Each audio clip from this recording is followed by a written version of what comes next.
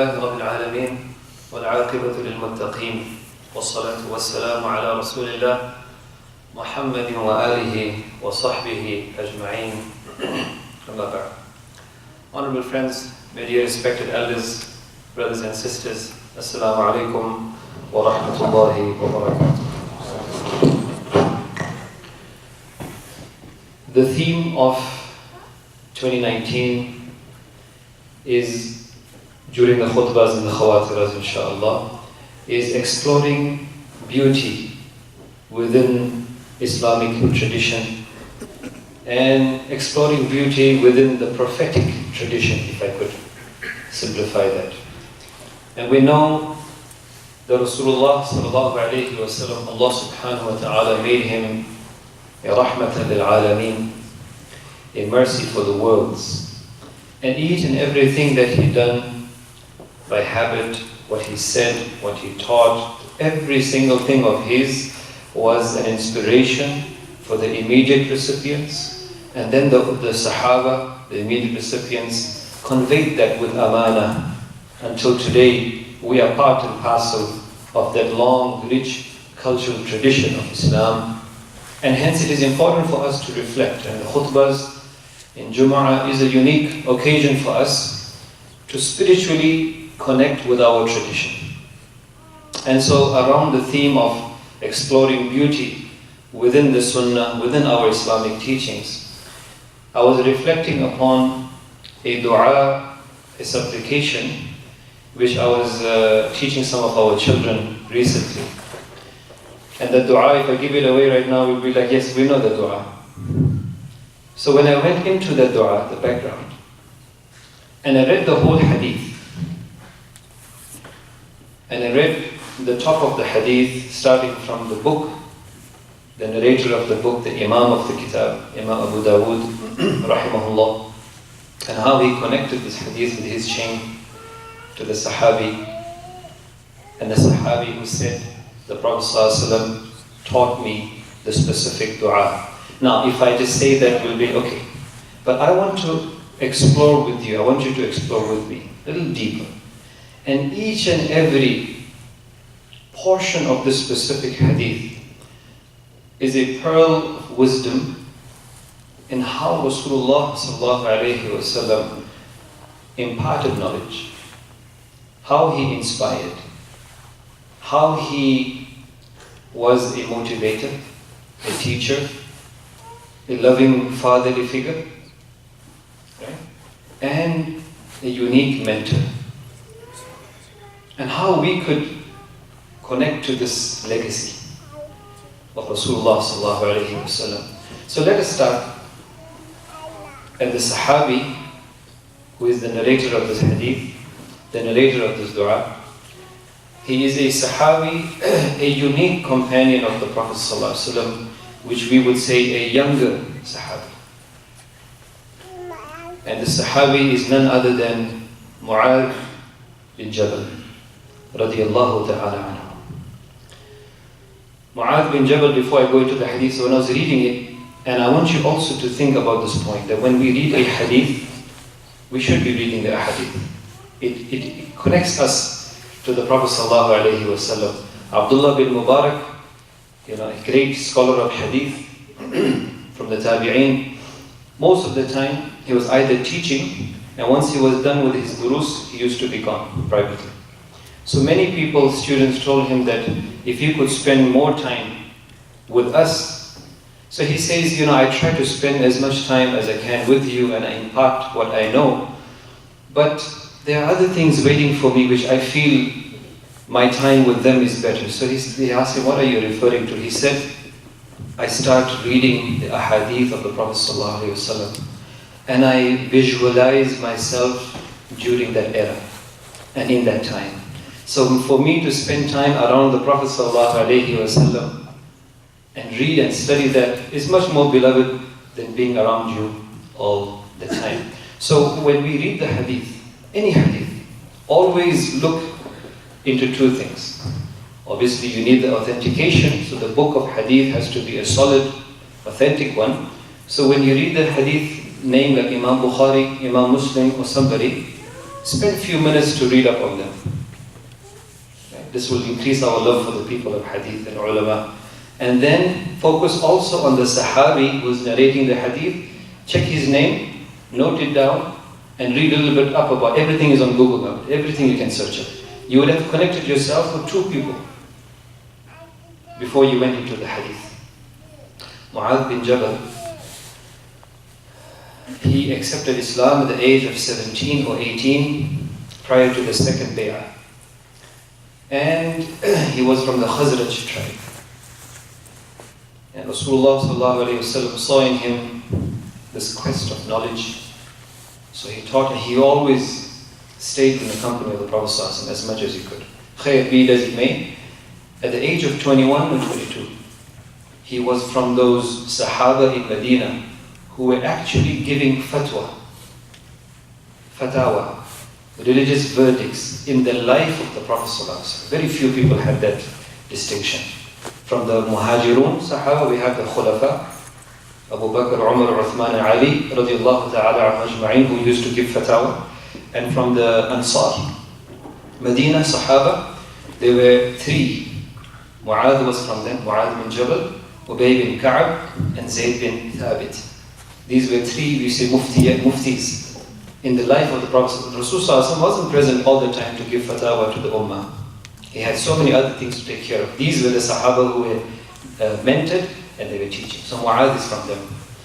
So much so that in those 3-4 years, or few years which he spent, he mastered the Quran so much that our Prophet ﷺ said to his Sahaba, تَعَلَّمُوا الْقُرْآنَ مِنْ أَرْبَعٍ. Seek and learn the Quran from 4.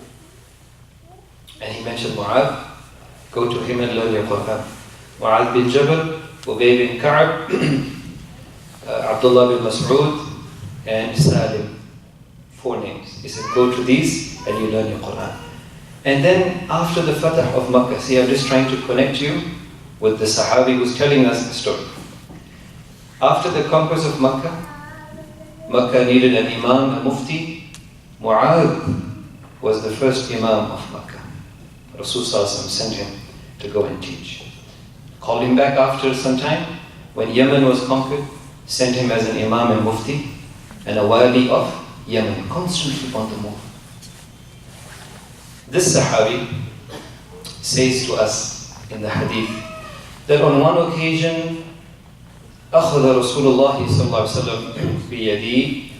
Prophet صلى الله عليه وسلم held me by my hand and he said, يا معاذ, O Mu'adh, Wallahi inni la uhibbuk. That's prophetic character of Rasulullah. His love, his compassion.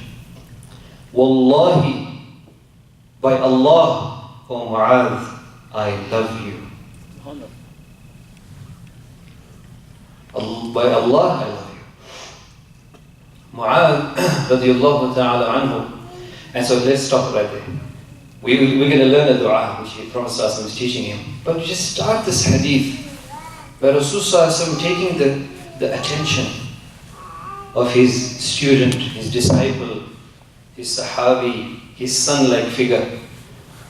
And he starts off by saying, I say, I love you, but it's real because I take Allah's name. How many times, so this is the first teaching, we don't really say, I love you much to our beloveds. Rasulullah was never shy of saying that I love you and to take an oath also. We hardly profess, either at times in the beginning of a relationship we might be professing too much, and when it's really needed we don't say at all. Just as an example. To our children, to our families, and keep in mind our children over here, we assume that my beloved knows that I love him and her. So we don't really say much. Rasulullah is teaching us, no, to your child, somebody younger, around you, profess, proclaim, and say it. Inni la uhibbuk. I love you. That's the first teaching. Second thing, in general, in our circles, if we like somebody, right? We expect them to know that we like them. They expect us to know that we appreciate them. They know that we are good to them, we think good of them. But we're not going to say to a friend of mine that, I love you, right? It's not a common practice. It's an understood thing. But I want to go to the next level from the prophetic hadith on this topic, that the Sahaba, radiallahu ta'ala anhum ajma'een, when they had respect for another Sahabi, for another person, they were taught by the Prophet ﷺ that if you like somebody, you should tell him that you like and love that person. Now, that might not be our practical way of doing it, but no harm in trying this. The hadith proves it. Anas bin Malik says, the Prophet ﷺ was seated, and there was a Sahabi who was seated next to him. فَمَرَّ بِهِ رَجُلٌ. So a man walked by.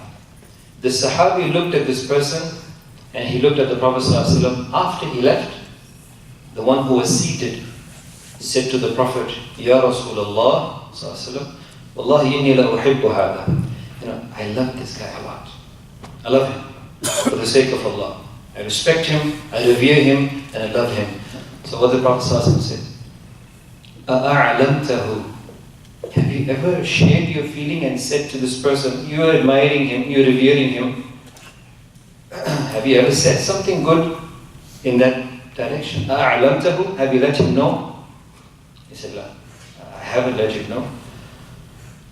Prophet ﷺ said, فَأَعْلِمْهُ. Go and show him that. أَعْلِمْهُ. Let him know. Why are you keeping it like something, oblivious? So he went, he said salam to him, and he said, أُحِبُّكَ فِي اللَّهِ. I just want to tell you, I love you for the sake of Allah. So that Sahabi looked back at him, hugged him, and he said, أَحَبَّكَ الَّذِي أَحْبَبْتَنِي لَهُ فِي. May that Allah, who, because of whom you have shown your love for me, may He also love you in return. This is the second lesson. It's okay to tell somebody else, I love you. Now how you want to practice on this, I leave it up to you. Right? But we learn this from the Sunnah. Two things. Number three, when you say, I love you, to like our child or somebody beloved, you would have got their attention. And now the Prophet ﷺ wants to teach Mu'adh something else. But he's reminding him that whatever advice I'm going to give you, I want to clarify that I'm doing this out of love for you, so I will give you the best teaching also. If we love somebody, our children will love them. Our way of loving our beloveds, usually we spoil them, usually give them everything of dunya, materialistic things. And we think that we have done our part of expressing our love. But the Prophet ﷺ, after expressing his love, he's going to follow it up and back it up with a few pearls of wisdom and du'as and making this beloved of his be on the straight path. And this is an important aspect of the prophetic tradition of Rasulullah ﷺ, that whenever he says that, he expects that the child or the individual must feel love, but in return, there are some expectations from him. Like Rasulullah ﷺ, I was giving an example that he did not keep it in him. Like he was sitting in front of an audience and he picked up Sayyidina Hassan bin Ali radiallahu ta'ala anhuma, and he said, Wallahi inni la uhibbu hada. I said, Allahumma inni uhibbu hada. Oh Allah, I love him. Fa'ahibba man yuhibbuhu. And love anybody who will love him. Right? And he said the same about Zayd bin Haritha. And then he said the same about Zayd's son Usama bin Zayd. Be it as it may. Back to the hadith of Rasulullah sallallahu alayhi wa sallam. That Mu'adh now has gained the attention of the Prophet sallallahu alayhi wa sallam. Then he says to him, Thumma usik. Then I give you wasiyah. Then I give you a strong encouragement, O Mu'adh, that this is what you should do. La tada'anna fi duburi kulli salah. Then he gave him the dua. After every salah, my advice to you, don't leave the dua. Allahumma a'inni ala dhikrika wa shukrika wa husni ibadatik. I will inshallah come back to the dua because it needs to be part and parcel of our daily prescription. Many times when it comes to du'as, we tend to use random du'as. And Rasulullah, our mother Aisha radiallahu ta'ala anha says that كَانَ يَسْتَحِبُّ الْجَوَامِعَ مِنَ الدُّعَاءِ. Rasulullah used to love short, concise, comprehensive du'as, and he was steadfast on them.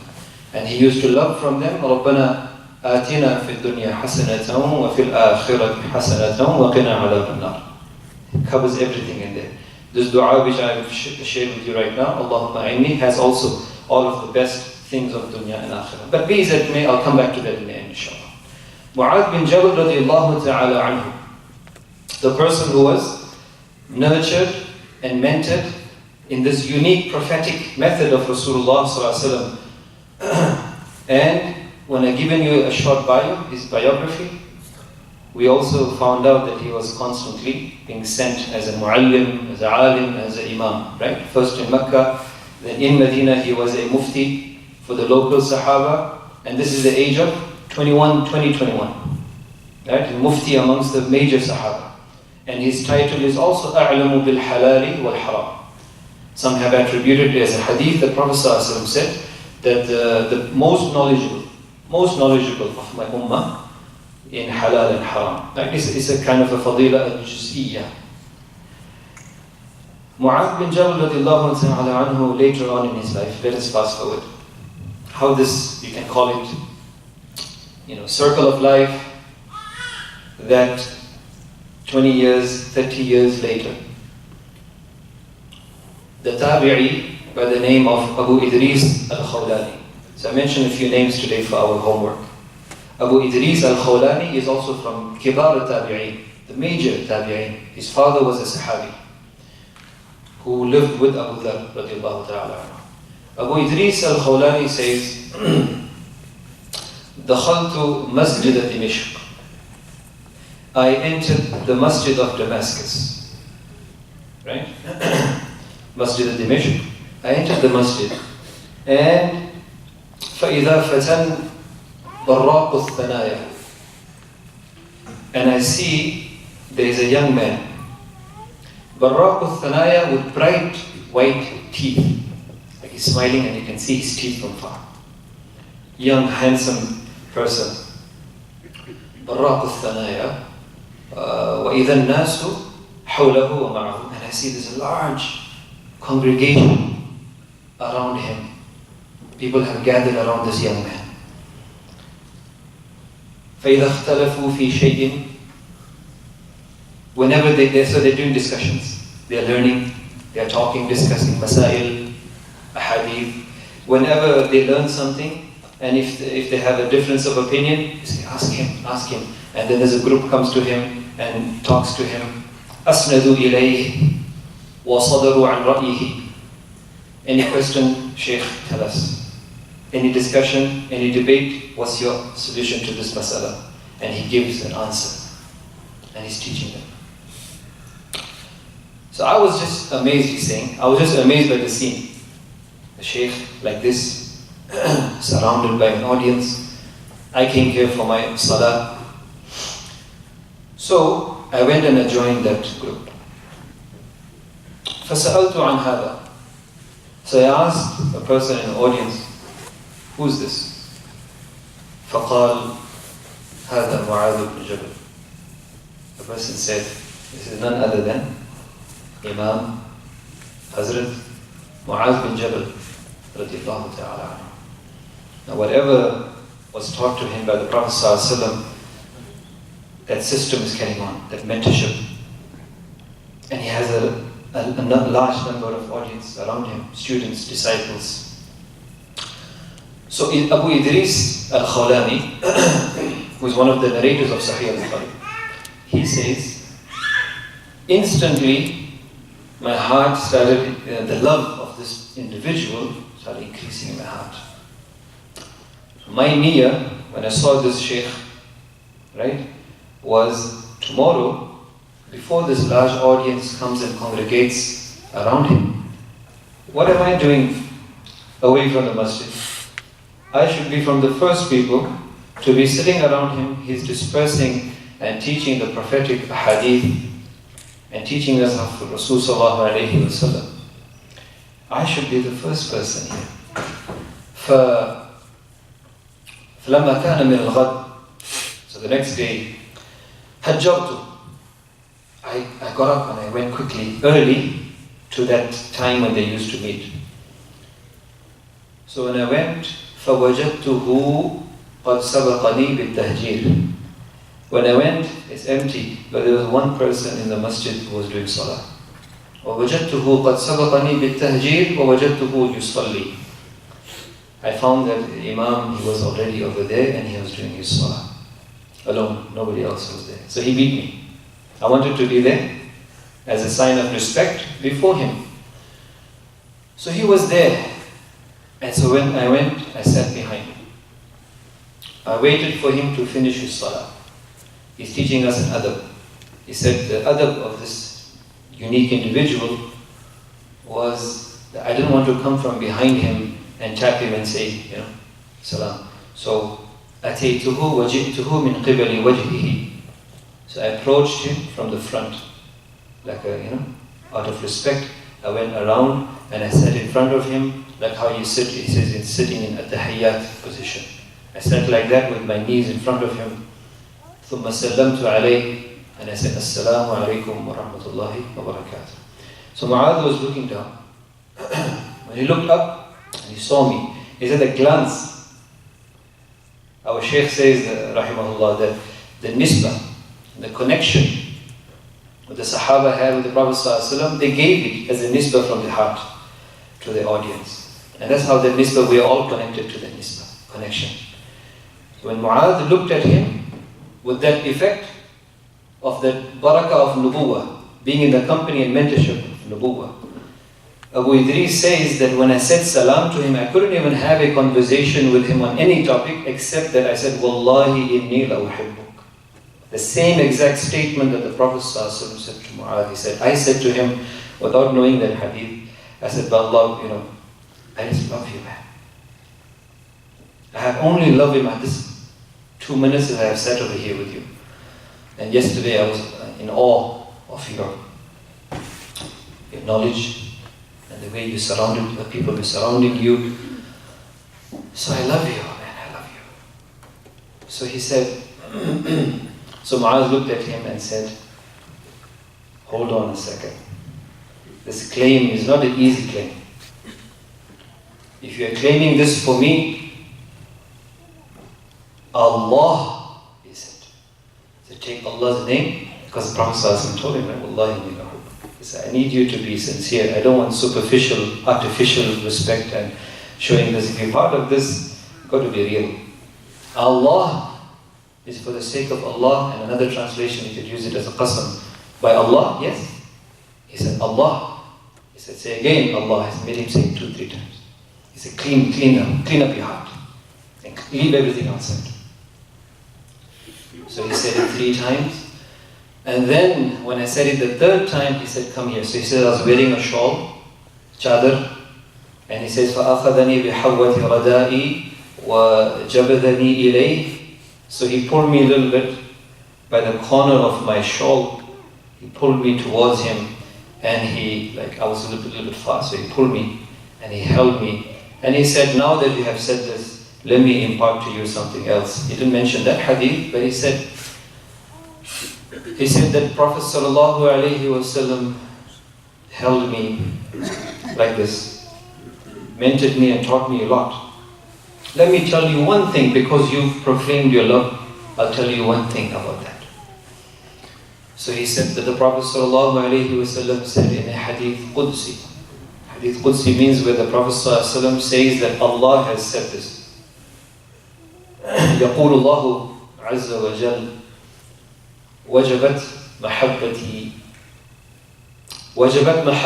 للمتحابين في والمتجالسين في والمتزاورين في والمتبادلين في. Prophet ﷺ said that Allah subhanahu wa ta'ala says that if you are true in your claim of being around good people and you love them for the sake of Allah, and you don't hold in your heart any of those negativity, ill feelings, and you love them and you respect them, and you want to be like them, good people, right? People of ilm, people of taqwa, people of righteousness, salah, then Allah subhanahu wa ta'ala says that my mahabba, my love becomes wajib. Wajabat mahabbati for 4 kinds of people. Al-mutahabina fiyya, those who have in their heart nothing but love and respect for one another without any ill feelings. It's clean. The first one, love. Second one, mutajalisina fiyya, when they sit together, they sit for that cause. They don't sit for other things. And even if it has to be something else, it will be because they love each other sincerely. The third one, mutazawirina fiyya, and they visit them also. Right? How many times a person is sick in our communities, masajid, we are okay with the absence, we don't really lend that extra hand. The Prophet ﷺ saying that Allah subhanahu wa ta'ala says that if you are making ziyarah or visiting for the sake of Him, for the sake of communal relations, Allah's mahabbah comes necessary.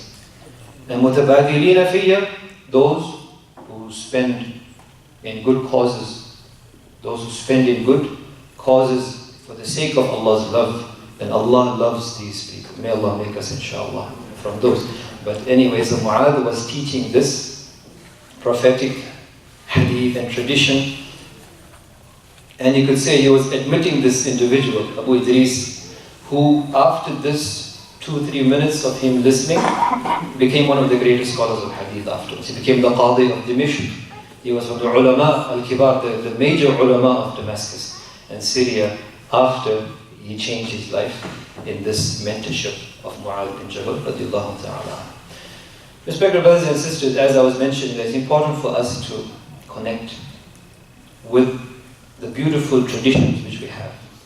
And at times we undermine these things and we think of them to be basic, but they go a very long, far way in increasing, whether you call it love, respect, whatever it may be, for inshallah, the idea and the niyyah should be constantly to learn and constantly to adopt those qualities and become the embodiment of those unique ahadith and sifat, inshallah. May Allah subhanahu wa ta'ala grant us tawfiq and ability to practice. Wa akhir dawana alhamdulillah nahmaduhu wa nasta'inuhu wa nasta'idhihi wa nu'minu bihi wa natawakkalu alayhi wa na'udhu billahi min shururi anfusina ومن سيئات أعمالنا من يهده الله فلا مضل له ومن يضلله فلا هادي له نشهد أن لا إله إلا الله وحده لا شريك له ونشهد أن محمدا عبده ورسوله صلى الله عليه وعلى آله وصحبه أجمعين أما بعد أعوذ بالله من الشيطان الرجيم بسم الله الرحمن الرحيم إن الله وملائكته يصلون على النبي يا أيها الذين آمنوا صلوا عليه وسلموا تسليما اللهم صل على محمد عبدك ورسولك وصل على المؤمنين والمؤمنات والمسلمين والمسلمات وبارك عليه وعلى أزواجه الطيبات الطاهرات وأهل بيته الطيبين الطاهرين وبارك وسلم تسليما كثيرا كثيرا ربنا آتنا في الدنيا حسنة وفي الآخرة حسنة وقنا عذاب النار ربنا ظلمنا أنفسنا وإن لم تغفر لنا وترحمنا لنكونن من الخاسرين ربنا فاغفر لنا ذنوبنا وكفر عنا سيئاتنا وتوفنا مع الأبرار اللهم انصر الإسلام وأنصاره في مشارق الأرض ومغاربها ربنا تقبل منا إنك أنت السميع العليم وتب علينا إنك أنت التواب الرحيم عباد الله رحمكم الله إن الله يأمر بالعدل والإحسان وإيتاء ذي القربى وينهى عن الفحشاء والمنكر والبغي يعظكم لعلكم تذكرون واذكروا الله العلي العظيم يذكركم وادعوه يستجب لكم ولذكر الله أكبر والله يعلم ما تصنعون